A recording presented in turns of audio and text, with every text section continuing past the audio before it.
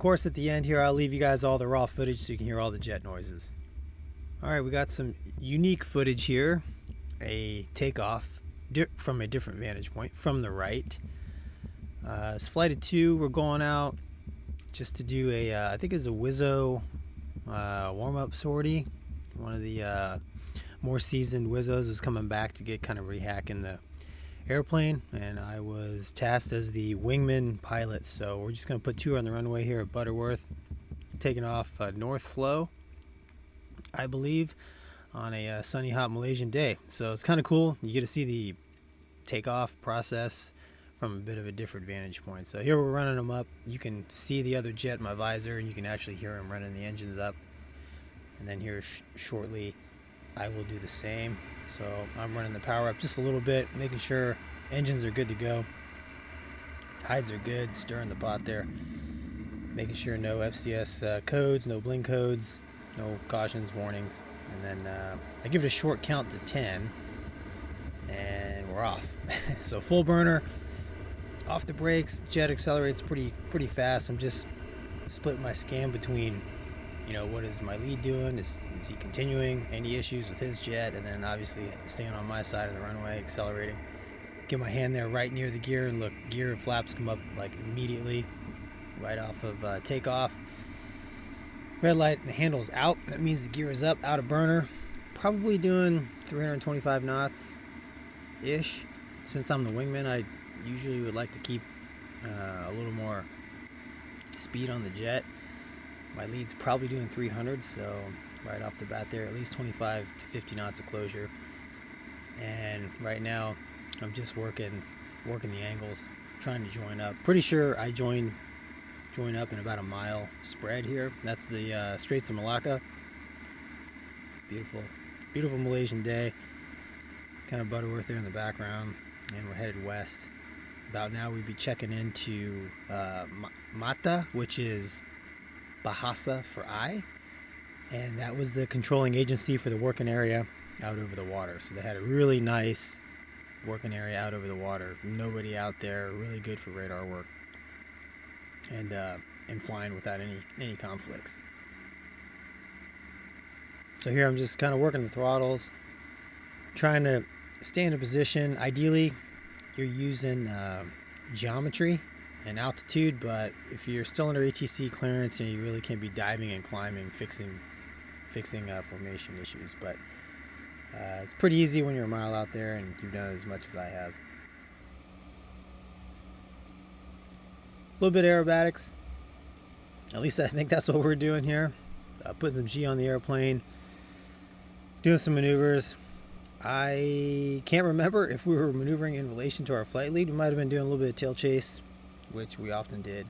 Like I said, it was a warm-up flight, so there was probably a whole smorgasbord of things we were going to go out there and do just to kind of get him used to pushing buttons and talking on the radio again, and just getting used to operating an airplane in a 3D environment like that. But I always think it's cool to watch the wings do their thing. You can see the leading edge flaps out there automatically coming down, coming back up. Airframe buffet is always fun to watch as well.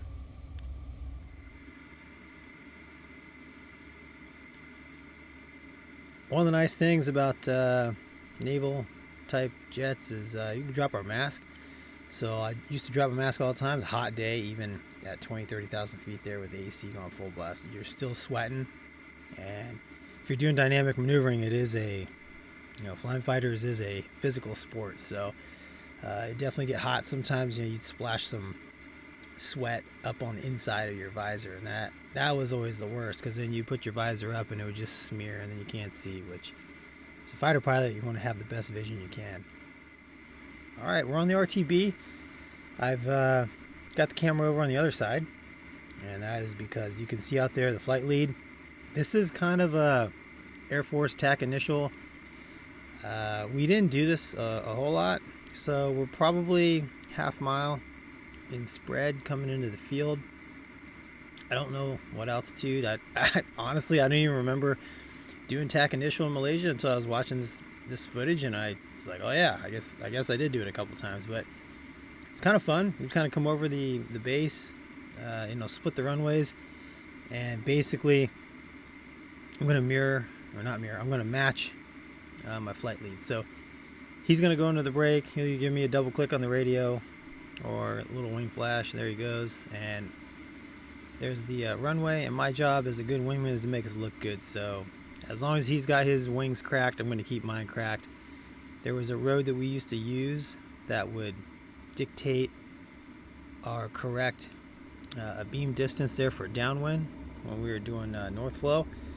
And I know that's what he's aiming for, so I'm trying to get there at the same time he is, so when he rolls wings level, I do. So we look as good as we can. Doesn't always work out that way, but at the same time, we're slowing down, getting on speed, gears coming down, flaps down right away at 250.